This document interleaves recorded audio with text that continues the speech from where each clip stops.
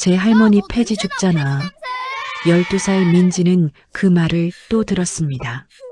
토요일 오후 아파트 놀이터에서 줄넘기를 하던 아이들 사이 민지가 다가가자 아이들의 표정이 변했습니다. 야, 김민지 온다. 우리 저리 가자. 서준이가 먼저 줄넘기를 멈추고 말했습니다. 야, 김민지. 너 우리랑 놀면 안 돼. 왜? 왜긴. 너 냄새 나잖아. 냄새? 폐지 냄새. 너네 할머니가 폐지 줍잖아. 그 냄새 너한테서도 나. 킥킥거리는 웃음소리. 맞아. 우리 엄마가 그러는데. 저런 애들이랑 어울리면 안 된대. 너네 집 가난하지? 밥은 먹고 다녀. 민지는 입술을 꽉 깨물었습니다. 눈가가 뜨거워졌지만 참았습니다. 여기서 울면 더 놀림받을 테니까. 야, 대답 안 해? 서준이가 민지의 어깨를 밀었습니다. 너 귀 안 들려? 저리 가라고. 민지는 아무 말 없이 줄넘기를 내려놓고 돌아섰습니다. 뒤에서 웃음소리가 들렸습니다. 야, 울 것 같은데? 불쌍해라. 크크크. 집으로 향하는 발걸음. 눈물이 볼을 타고 흘렀지만 소리내어 울지 않았습니다. 아파트 복도. 엘리베이터 앞에서 마주친 주민이 민지를 보고 인상을 찌푸렸습니다. 저 애가 그 폐지 줍는 할머니 손녀지? 조용히 해. 들어. 문이 열리고 민지가 타자 주민들이 한 발짝 뒤로 물러섰습니다. 마치 냄새가 나는 것처럼. 5층? 현관문을 열자 할머니가 저녁상을 차리고 계셨습니다. 우리 민지 왔어? 손 씻고 밥 먹자. 73살 할머니 박순자. 구부정한 허리, 햇볕에 그을린 얼굴, 거친 손. 새벽부터 폐지를 주어 하루 10,000원 남짓을 버는 분. 식탁 위에는 소박한 반찬이 놓여 있었습니다. 콩나물 무침, 계란말이 반쪽, 김치. 할머니, 나 배 안 고파. 민지는 방으로 들어가 문을 닫았습니다. 순자 할머니는 손녀의 뒷모습을 보며 한숨을 쉬었습니다. 또 무슨 일이 있었구나. 하지만 물어볼 수 없었습니다. 물어봐도 민지는 말하지 않으니까. 할머니는 식탁에 앉아 혼자 밥을 먹었습니다. 밥알이 목구멍에서 넘어가지 않았습니다. 우리 민지, 뭐가 그렇게 힘든 거야? 이 할머니와 손녀는 왜 단둘이 살게 되었을까요? 1년 전 민지의 부모님이 교통사고로 세상을 떠났습니다.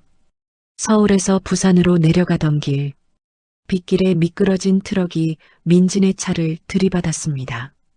아버지는 현장에서, 어머니는 병원으로 가는 도중에 11살 민지는 하루아침에 고아가 되었습니다. 유일한 가족은 친할머니 순자뿐. 하지만 순자 할머니에게는 돈이 없었습니다. 민지 아버지, 그러니까 순자의 아들은 사업 실패로 빚만 남겼습니다. 작은 무역회사를 차렸다가 3년 만에 부도. 아파트도 차도 모두 빚 갚는 데 쓰였고 보험금도 채권자들에게 돌아갔습니다. 남은 건 11살 손녀 하나뿐이었습니다. 민지야, 할머니랑 살자. 할머니가 잘 키울게. 순자 할머니는 살던 시골집을 정리하고 서울 외곽의 낡은 임대 아파트로 이사했습니다. 24평 아파트, 보증금 3천만 원에 월세 35만 원. 평생 모은 돈을 거의 다 쓴 금액이었습니다. 그리고 매일 새벽 4시에 일어나 폐지를 주었습니다. 새벽 4시 반, 아파트 주변 골목을 돌며 폐지를 모읍니다.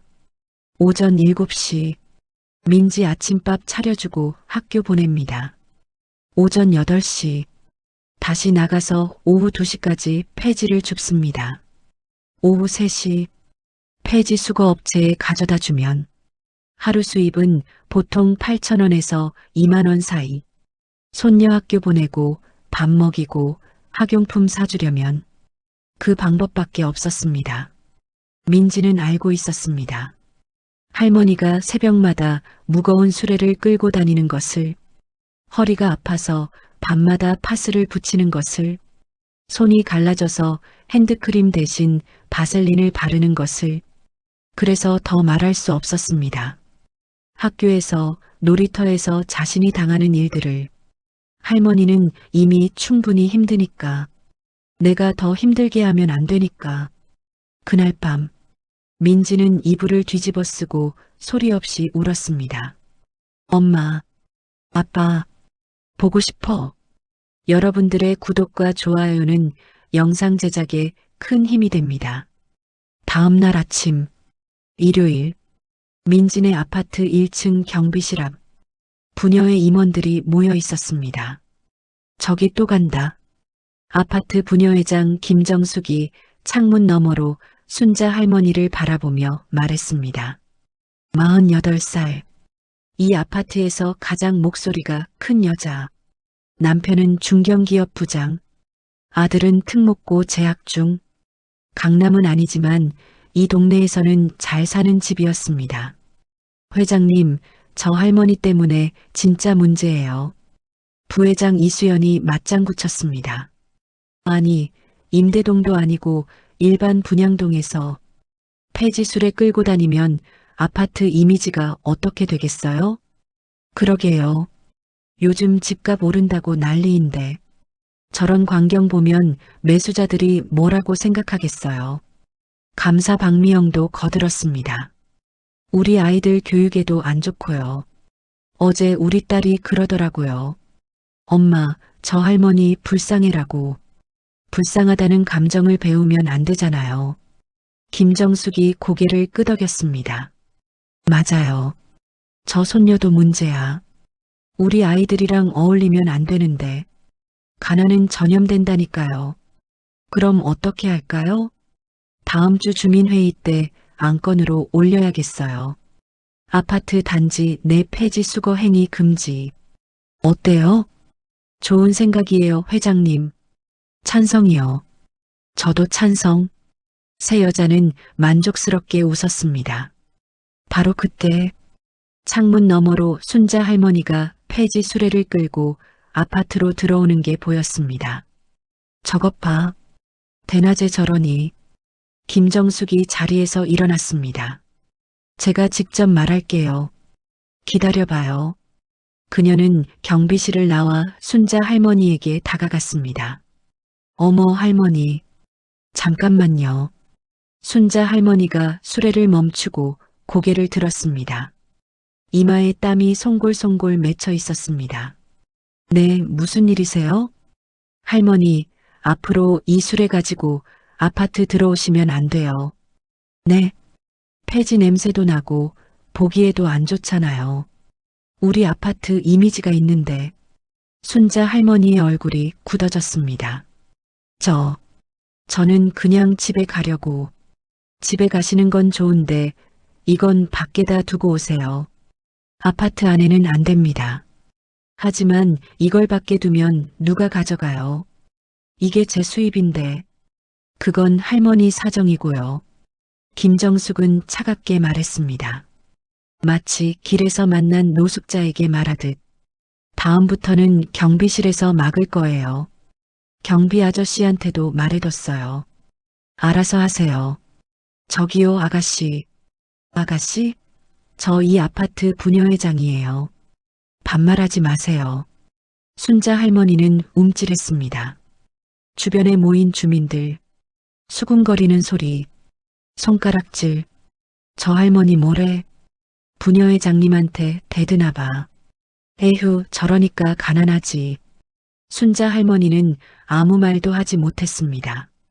그저 고개를 숙이고 수레를 끌고 지나갔습니다.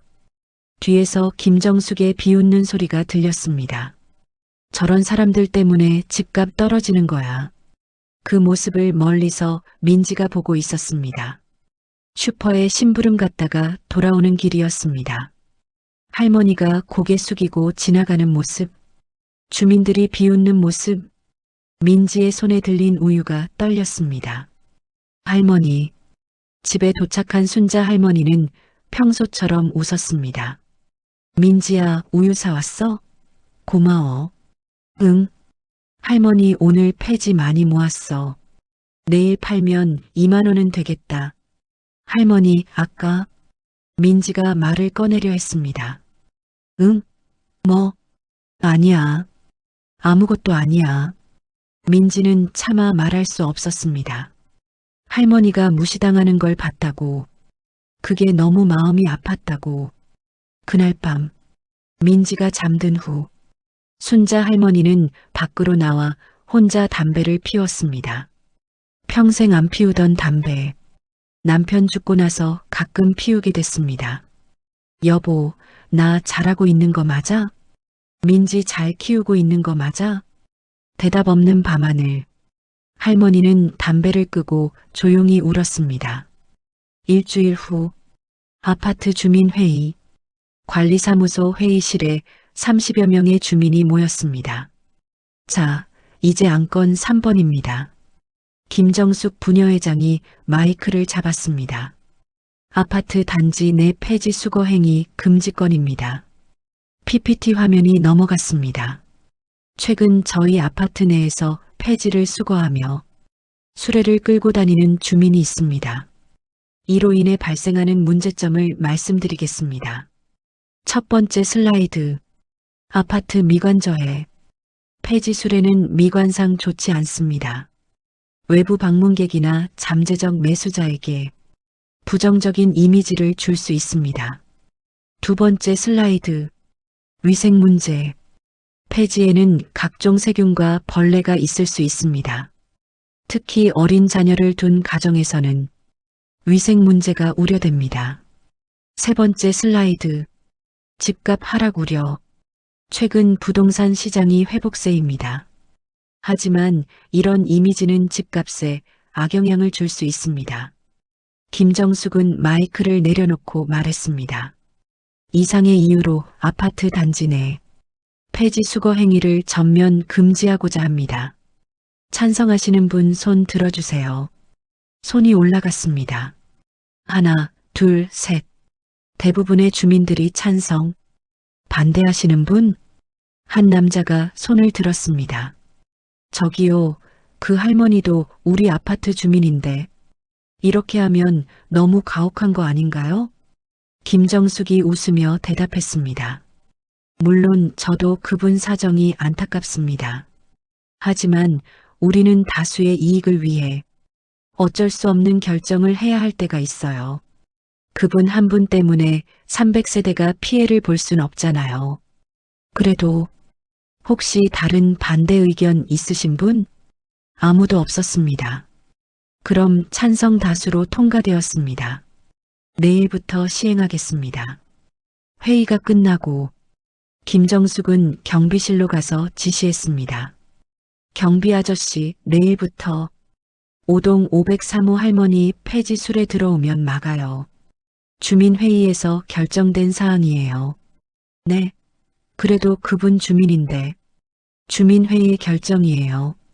따라주세요. 안 그러면 경비 교체 건의할 수도 있어요.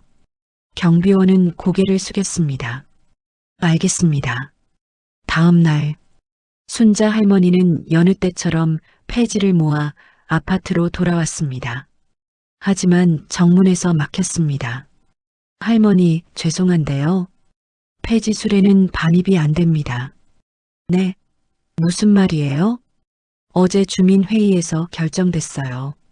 저도 어쩔 수 없습니다. 그럼 이걸 어디에 두라고? 밖에 두시고 들어가셔야 해요. 순자 할머니는 멍하니 서 있었습니다. 이 폐지를 밖에 두면 누가 가져갈 겁니다. 오늘 하루 종일 모은 폐지. 팔면 10,000원은 될 폐지. 아저씨, 제발이요. 이게 제 수입인데요. 오늘 하루 종일 모은 거예요. 할머니, 저도 알아요. 근데 저도 어쩔 수 없어요. 위에서 지시가 내려왔어요. 경비원의 눈에도 안타까움이 보였습니다. 하지만 그도 생계가 있는 사람이었습니다. 순자 할머니는 결국 폐지 수레를 아파트 밖 골목에 두고 들어왔습니다. 빈손으로. 그날 밤 저녁 9시 순자 할머니는 다시 밖으로 나갔습니다. 골목에 숨겨둔 수레를 찾으러. 다행히 수레는 그대로 있었습니다. 할머니는 그 수레를 끌고 폐지 수거 업체까지 걸어갔습니다. 왕복 2시간. 73살 노인에게는 너무 먼 거리였습니다. 집에 돌아오니 밤 11시. 민지는 이미 자고 있었습니다. 할머니는 부엌에 앉아 물을 마셨습니다. 손이 떨렸습니다. 다리가 후들거렸습니다. 이렇게 살아야 하나. 하지만 포기할 수 없었습니다. 손녀가 있으니까. 며칠 후 학교. 민지의 책상 위에 쪽지가 놓여 있었습니다. 폐지 냄새 나니까 우리 반에서 나가. 너네 할머니 거지잖아. 창피하게. 가난뱅이는 학교 오지 마. 민지는 쪽지들을 구겼습니다. 하지만 눈물은 참았습니다. 야, 김민지. 같은 반 은지가 다가왔습니다. 서준이네 아파트 친구. 너 오늘 점심 뭐 먹어? 급식. 급식? 우리 급식 맛없는데. 아, 맞다. 너는 급식 말고는 먹을 게 없구나. 킥킥거리는 웃음소리. 너네 집 얼마나 가난해? 반찬 몇 개 먹어? 대답 안 해? 반찬 없어서 못 먹지? 불쌍해라. 민지는 자리에서 일어나 화장실로 갔습니다. 점심시간. 급식실.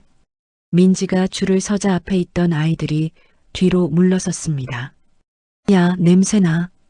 진짜 폐지 냄새 같아. 뒤로 가자. 급식 아주머니가 민지에게 밥을 퍼주며 물었습니다. 민지야, 밥 많이 먹어. 왜 이렇게 말랐어? 네, 감사합니다. 민지는 밥을 받아 구석 자리에 앉았습니다.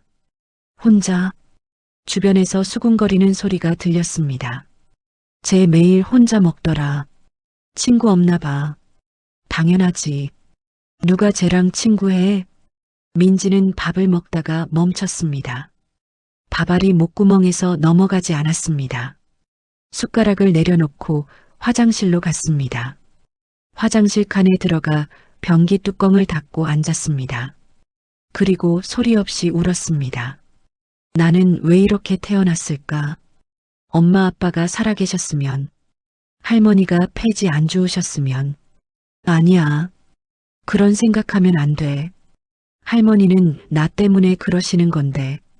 민지는 울다가 스스로를 때렸습니다. 울지 마. 울면 안 돼. 5교시 수업. 선생님이 과제를 나눠줬습니다. 자, 다음 주까지 우리 가족 발표 준비해 오세요. 가족 사진이랑 가족 소개 자료 만들어 오면 됩니다. 아이들이 웅성거렸습니다. 쉽다. 나 가족 사진 많은데. 우리 아빠 회사 자랑해야지. 민지는 아무 말 없이 고개를 숙였습니다. 가족 사진. 엄마 아빠 사진은 있지만 지금 가족은 할머니뿐. 그리고 할머니는 폐지를 줍는 할머니. 우리 할머니는 폐지를 주어요. 이렇게 발표하면 어떻게 될까? 상상만 해도 무서웠습니다. 그날 저녁, 집에 돌아온 민지를 보고 할머니가 물었습니다. 민지야, 오늘 학교 어땠어? 응, 좋았어. 민지는 웃으며 대답했습니다. 연습한 웃음. 할머니를 걱정시키지 않기 위한 웃음. 그래, 다행이다. 밥 먹자. 응, 할머니. 식탁에 앉아 밥을 먹는데 할머니가 말했습니다. 민지야, 이번 달 용돈 5,000원 더 줄까? 왜? 친구들이랑 뭐 사 먹을 거 있을 것 같아서. 민지의 눈가가 뜨거워졌습니다. 5,000원. 할머니가 반나절 일해서 버는 돈. 그걸 자기 용돈으로 주겠다고. 아니야, 할머니. 나 용돈 필요 없어. 그래. 진짜? 응. 나 돈 쓸 데 없어. 민지는 웃었습니다. 하지만 마음속에서는 비명을 지르고 있었습니다. 할머니, 미안해. 나 때문에 힘드시지. 내가 없었으면 할머니도 편하게 살 수 있었을 텐데. 2주 후, 토요일 오후, 아파트 단지 내 작은 행사가 열렸습니다. 제5회 푸드트럭 페스티벌에 오신 주민 여러분 환영합니다. 관리사무소와 부녀회가 주최한 행사. 푸드트럭 10대가 와서 음식을 팔고 아이들을 위한 풍선 만들기, 페이스 페인팅도 있었습니다. 아이들은 신나서 뛰어다녔고 부모들은 음식을 사며 이야기를 나눴습니다. 민지도 할머니 손을 잡고 나왔습니다. 할머니, 저기 떡볶이 있다. 그래, 우리 민지 떡볶이 좋아하지. 응, 먹고 싶어. 그래, 사줄게. 순자 할머니는 지갑에서 10,000원을 꺼냈습니다. 오늘 새벽에 폐집한 돈. 아껴서 손녀 용돈 주려고 했던 돈. 하지만 손녀가 웃는 모습을 보니 아깝지 않았습니다. 떡볶이 가게 앞에 줄을 섰습니다. 할머니, 나 순대도 먹고 싶어. 그래, 그럼 떡볶이 순대 세트 시킬까? 진짜? 좋아. 민지는 오랜만에 환하게 웃었습니다. 바로 그때 부녀회장 김정숙이 다가왔습니다. 어머 할머니, 여기 계셨네요. 순자 할머니가 고개를 들었습니다. 아, 네. 오늘 행사 재밌으세요? 네, 애가 좋아해서요. 김정숙은 주변을 둘러보며 목소리를 낮췄습니다. 근데 할머니, 솔직히 말씀드릴게요. 여기는 주민 행사예요. 할머니 같은 분이 오시면 다른 주민들이 불편해해요. 네, 폐지 주우시는 분이잖아요. 위생적으로도 그렇고 손도 깨끗하신지 모르겠고. 순자 할머니의 얼굴이 굳어졌습니다. 저도 이 아파트 주민인데요. 그건 그렇지만. 민지가 끼어들었습니다. 아줌마, 우리 할머니 욕하지 마세요. 어머, 이 애가. 김정숙이 눈을 크게 떴습니다. 버릇없이 어른한테 대들어? 역시 교육이 안 됐네. 할머니 욕하면 안 돼요. 할머니는 나쁜 사람 아니에요. 야, 김민지. 김정숙의 아들 현수가 다가왔습니다. 특목고 1학년. 키 175cm에 덩치가 컸습니다. 너네 할머니가 우리 엄마한테 대든 거야? 아니야, 아줌마가 먼저. 시끄러워. 폐지 줍는 할머니 손녀가 감히. 현수가 민지의 어깨를 밀었습니다. 민지가 비틀거리며 넘어졌습니다. 민지야. 순자 할머니가 앞으로 나섰습니다.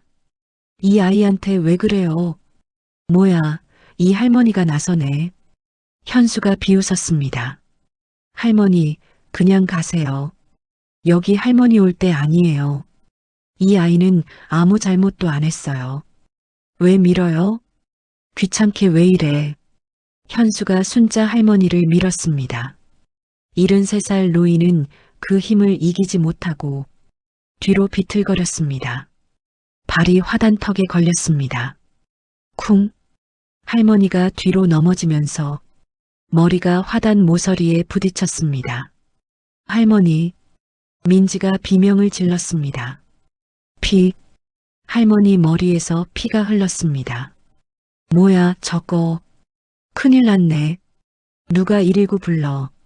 주변 사람들이 웅성거렸습니다. 하지만 아무도 직접 나서지 않았습니다. 김정숙은 아들 팔을 잡아 끌었습니다. 현수야, 가자. 엄마, 나 잘못 안 했어. 저 할머니가. 일단 가자니까. 모자는 슬쩍 자리를 피했습니다. 119 불러요. 제발요. 누구 없어요? 민지가 울부짖었습니다. 할머니는 눈을 감고 있었습니다. 피가 계속 흘렀습니다. 할머니, 눈 떠. 제발 눈 떠. 경비원이 달려왔습니다. 119 불렀어요. 금방 올 거예요. 아저씨, 할머니가. 민지는 할머니를 안고 울었습니다. 10분 후 구급차가 도착했습니다. 할머니는 들것에 실려갔습니다. 민지도 함께 탔습니다. 구급차 안에서 민지는 할머니 손을 꼭 잡았습니다. 할머니, 죽으면 안 돼. 나 혼자 두고 가면 안 돼. 제발. 병원 응급실. 보호자분이세요? 의사가 민지를 보고 물었습니다. 네, 저밖에 없어요. 어르신 연세가 어떻게 되세요? 73살이요. 연락할 다른 가족분은 없어요. 저랑 할머니 둘뿐이에요. 의사는 안타까운 표정을 지었습니다. 일단 검사 결과 나올 때까지 기다려주세요. 머리를 다치셨으니 CT 촬영 먼저 할게요. 할머니 괜찮은 거예요? 많이 다친 거예요? 검사 결과 봐야 알 수 있어요. 조금만 기다려요. 민지는 응급실 대기실에 앉아 기다렸습니다. 혼자 시계가 째깍째깍 움직였습니다. 1시간, 2시간, 드디어 의사가 나왔습니다. 보호자분? 네. 민지가 벌떡 일어났습니다. 다행히 뇌에는 이상이 없습니다. 머리 상처는 뇌 반을 꿰맸고요. 경과 관찰을 위해 하룻밤 입원하셔야 해요. 정말요? 할머니 괜찮은 거예요? 네, 크게 다치신 건 아니에요. 안심하세요. 민지는 그 자리에서 주저앉아 울었습니다. 감사합니다. 정말 감사합니다. 병실. 민지는 할머니 곁을 지켰습니다. 할머니는 링거를 맞으며 자고 계셨습니다. 얼굴이 창백했습니다. 머리에 붕대가 감겨 있었습니다. 민지는 할머니 손을 잡고 중얼거렸습니다. 할머니, 미안해. 나 때문에 다쳤어. 내가 가만히 있었으면. 밤, 할머니가 잠든 사이, 민지는 화장실에서 전화를 걸었습니다. 여보세요. 경찰서죠? 신고하고 싶어요. 네, 어떤 일이신가요? 오늘 아파트에서 우리 할머니가 맞았어요. 고등학생 오빠가 밀어서 넘어졌는데 머리 다쳤어요. 현재 피해자 상태는요? 병원에 입원했어요. 머리 꿰맸어요. 알겠습니다. 위치 알려주시면 출동하겠습니다. 그날 밤, 경찰이 아파트를 방문했습니다. 현수는 아직 미성년자라 부모가 대신 조사를 받았습니다. 아니, 그게 아이들 싸움이었어요. 일부러 그런 게 아니에요. 김정숙은 변명했습니다. CCTV 확인 결과 귀하의 아들이 먼저 피해자 어르신을 민 것으로 확인됩니다. 그건 할머니가 먼저 우리 아들한테. 영상에는 그런 장면 없습니다. 어르신은 손녀를 보호하려다 밀린 것으로 보입니다. 하지만 폭행 혐의로 입건하겠습니다. 잠깐만요. 합의하면 안 될까요? 우리 남편 회사에 알려지면. 경찰은 냉정하게 대답했습니다. 피해자 측과 상의하세요. 합의 여부는 피해자가 결정할 문제입니다. 김정숙은 얼굴이 하얗게 질렸습니다. 다음 날 병원. 순자 할머니가 눈을 떴습니다. 민지야. 할머니, 정신 들어? 그래. 여기 어디야? 병원이야. 할머니 어제 다쳤잖아. 아, 맞다. 할머니는 머리를 만져보았습니다. 붕대가 감겨 있었습니다. 할머니, 미안해. 나 때문에. 무슨 소리야? 내 잘못이 아니야. 그 오빠가 나 밀었을 때 할머니가 막아줬잖아. 나 때문에 다친 거야. 아니야. 할머니가 민지 지키는 건 당연한 거야. 순자 할머니는 손녀의 머리를 쓰다듬었습니다. 근데 민지야. 응? 경찰 왔었니? 응. 내가 신고했어. 그랬구나. 할머니는 잠시 생각하더니 말했습니다. 민지야, 할머니가 말 안 했던 게 있어. 뭔데?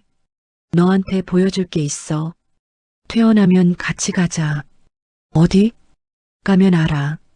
할머니의 눈빛이 달라졌습니다. 평소와는 다른 날카로운 눈빛. 사흘 후, 순자 할머니가 퇴원했습니다. 할머니, 집 안 가? 응, 오늘 갈 데가 있어. 어디? 택시 타자. 할머니와 손녀는 택시를 탔습니다.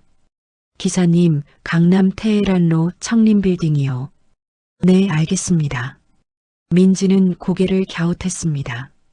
할머니, 강남? 거기 왜 가? 가면 알아. 택시는 강남으로 향했습니다.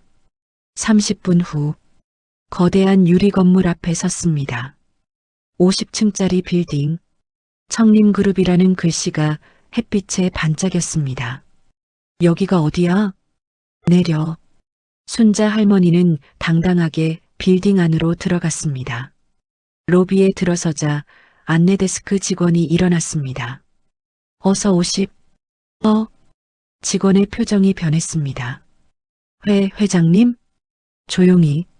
순자 할머니가 손가락을 입에 대며 말했습니다. 오늘은 비공식이야. 알리지 마. 네. 직원은 허겁지겁 전화기를 들었다가 내려놓았습니다. 민지는 멍하니 서 있었습니다. 회장님? 할머니는 손녀의 손을 잡고 엘리베이터로 향했습니다. 직원들이 길을 비켜주었습니다. 엘리베이터를 타고 최상층 50층으로 올라갔습니다. 문이 열리자 넓은 사무실이 나타났습니다. 한쪽 벽 전체가 통유리창, 서울 시내가 한눈에 내려다 보였습니다. 벽에는 청림그룹이라는 글씨와 함께 창업주 사진이 걸려 있었습니다. 민지는 그 사진을 보고 눈이 커졌습니다. 젊은 시절의 할머니였습니다. 할머니, 이거. 응. 순자 할머니가 천천히 말했습니다. 여기가 할머니 회사야. 네. 할머니가 이 회사 만들었어. 민지는 말문이 막혔습니다. 머릿속이 하얘졌습니다. 50년 전에 할머니가 작은 식품 가게에서 시작했어. 서울역 앞에서 도시락 팔던 가게. 그게 커져서 식품회사가 됐고 건설, 유통, 호텔까지 확장해서 지금 청림그룹이 됐어. 그럼 할머니가 그래. 청림그룹 창업주야. 박순자. 그게 할머니야. 근데 왜 폐지를 주어? 순자 할머니는 쓸쓸하게 웃었습니다. 창가로 걸어가 서울 시내를 내려다보았습니다. 20년 전에 할머니가 은퇴했어. 아들한테, 그러니까 내 아빠한테 회사를 물려줬지. 민지의 눈이 커졌습니다. 아빠가 이 회사를? 응. 근데 내 아빠가 사업을 너무 크게 벌였어. 해외 투자, 신사업 진출. 무리하게 확장하다가 실패했어. 회사는 전문 경영인들이 맡아서 다시 살렸는데 내 아빠는 경영권을 잃었어. 빚만 지고 회사에서 쫓겨났지. 할머니의 눈에서 눈물이 흘렀습니다. 그리고 교통사고로 내 엄마 아빠 둘 다 떠났어. 할머니 잘못이야. 네, 내 아빠를 그렇게 키운 게 할머니 잘못이야. 돈만 알고 사람을 모르게 키웠어. 어릴 때부터 뭐든 다 해줬어. 힘든 거 모르게 키웠어. 그래서 세상이 얼마나 힘든지 몰랐던 거야.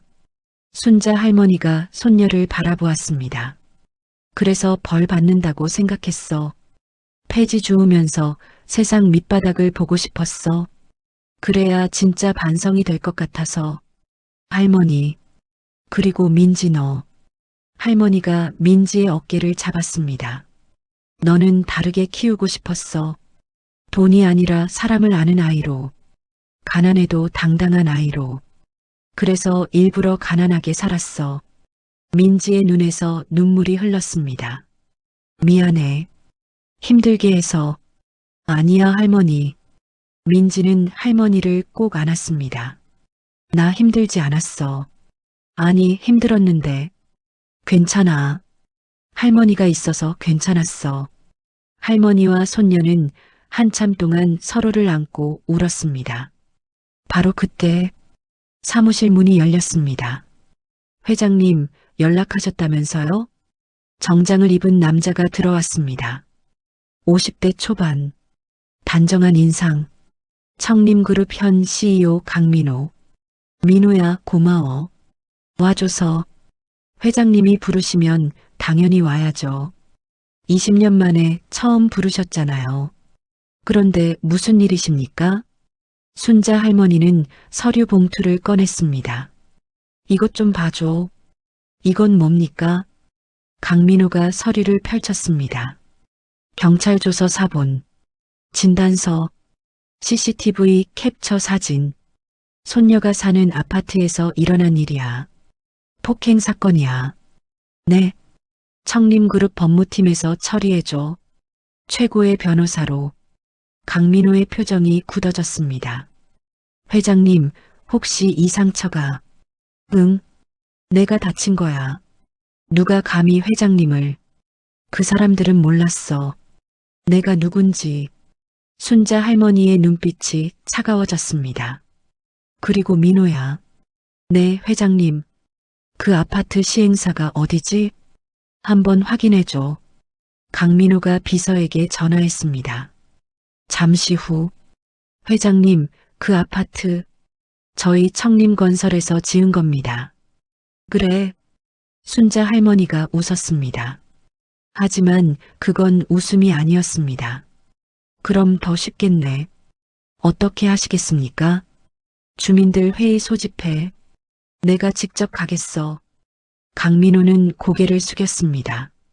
알겠습니다, 회장님. 일주일 후 아파트 관리사무소 회의실.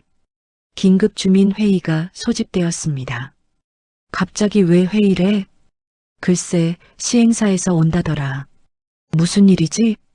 주민들이 웅성거렸습니다. 김정숙 부녀회장도 자리에 앉아 있었습니다. 불안한 표정이었습니다. 주민 여러분, 긴급 공지 드립니다.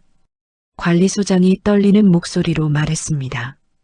이 아파트 시행사 청림건설에서 특별감사단이 나왔습니다. 뭐? 왜? 무슨 문제라도 있어? 웅성거림. 최근 이 아파트에서 발생한 사건에 대해 청림그룹 회장님께서 직접 문제를 제기하셨습니다. 청림그룹 회장? 그분이 왜 우리 아파트에? 바로 그때 회의실 문이 열렸습니다. 정장 차림의 사람들이 들어왔습니다. 변호사, 비서, 그리고 순자 할머니. 평소와 완전히 다른 모습이었습니다. 단정한 네이비색 정장, 깔끔하게 정돈된 흰 머리카락, 당당한 걸음걸이, 날카로운 눈빛. 저 할머니가 왜 저기서... 잠깐, 저 옷차림은... 설마... 김정숙의 얼굴이 하얗게 변했습니다. 순자 할머니가 단상에 올라 마이크를 잡았습니다. 안녕하세요. 청림그룹 창업주 박순자입니다. 침묵. 모든 주민들이 얼어붙었습니다. 제가 1년간 이 아파트에서 폐지를 주우며 살았습니다. 웅성거림이 시작됐습니다. 그 할머니가 청림그룹 창업주? 말도 안 돼. 그리고 여러분이 저와 제 손녀를 어떻게 대했는지 모두 기억하고 있습니다. 순자 할머니는 천천히 주민들을 둘러보았습니다. 폐지 줍는 사람은 사람이 아닙니까? 아무도 대답하지 못했습니다. 가난한 사람은 무시해도 됩니까? 침묵. 아이가 할머니와 사는 게 부끄러운 일입니까? 김정숙의 얼굴이 빨개졌습니다. 저는 1년 동안 여러분을 지켜봤습니다. 폐지 수레를 막는 결정을 하던 날도, 제 손녀를 따돌리는 아이들도, 저를 밀어서 다치게 한 그 순간도 순자 할머니의 목소리가 떨렸습니다. 하지만 분노가 아니라 슬픔이었습니다. 저는 돈이 많은 사람입니다. 하지만 1년간 가난하게 살면서 배웠습니다. 사람을 사람으로 보지 않는 세상이 얼마나 무서운지. 회장님, 누군가 말하려 했습니다. 아직 끝나지 않았습니다. 순자 할머니가 서류를 꺼냈습니다. 김정숙 씨. 네. 김정숙의 목소리가 떨렸습니다. 당신 아들이 제 손녀를 폭행한 것, 그리고 저를 밀어 다치게 한 것. 형사 고소와 민사 소송 동시에 진행 중입니다. 저는 합의하겠습니다. 얼마든지 드릴게요. 제발. 합의금은 제가 결정하지 않습니다. 순자 할머니는 민지를 바라보았습니다. 회의실 뒷문으로 민지가 들어왔습니다. 합의 여부는 제 손녀가 결정할 겁니다. 민지야, 내가 결정해. 민지는 천천히 앞으로 걸어왔습니다. 김정숙과 아들 현수를 바라보았습니다. 현수는 고개를 숙이고 있었습니다. 2주 전 당당하게 할머니를 밀던 그 모습은 없었습니다. 민지가 입을 열었습니다. 저는 1년 동안 많이 힘들었어요. 학교에서 놀림받고 놀이터에서 쫓겨나고 점심도 혼자 먹었어요. 눈물이 볼을 타고 흘렀습니다. 근데 제일 힘들었던 건 할머니가 무시당하는 거였어요. 할머니는 저한테 세상에서 제일 좋은 사람인데 다른 사람들은 그걸 몰라줬어요. 민지는 눈물을 닦았습니다. 저는요. 김정숙이 긴장했습니다. 사과해 주세요.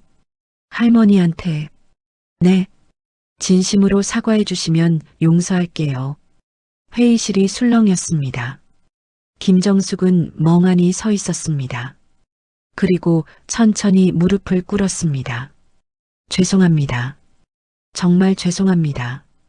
옆에서 현수도 무릎을 꿇었습니다. 저도 죄송합니다. 할머니. 순자 할머니는 그들을 내려다보았습니다. 일어나세요. 네. 용서는 제 손녀가 했습니다. 저는 한 가지만 말하겠습니다. 순자 할머니의 눈빛이 날카로워졌습니다. 다시는 사람을 겉모습으로 판단하지 마세요. 가난한 사람을 무시하지 마세요. 당신이 무시하는 그 사람이 어떤 사람인지 당신은 절대 모릅니다.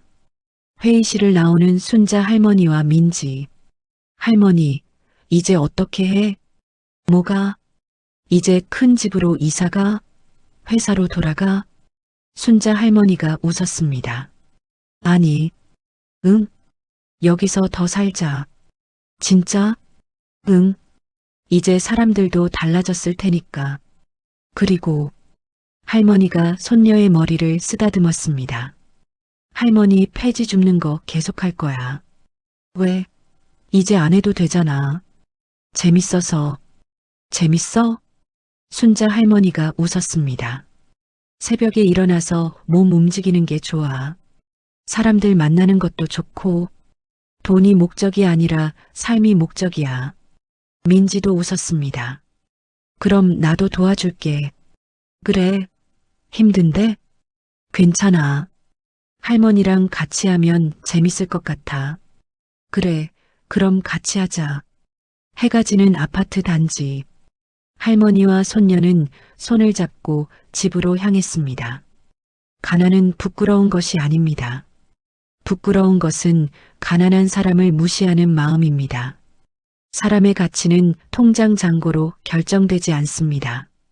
진정한 부자는 돈이 많은 사람이 아니라 사람을 존중할 줄 아는 사람입니다. 그리고 기억하세요. 당신이 무시하는 그 사람이 어떤 사람인지 아무도 모릅니다. 오늘도 묵묵히 살아가는 모든 분들께 응원을 보냅니다. 오늘 이야기가 마음에 드셨다면 구독과 좋아요 부탁드립니다.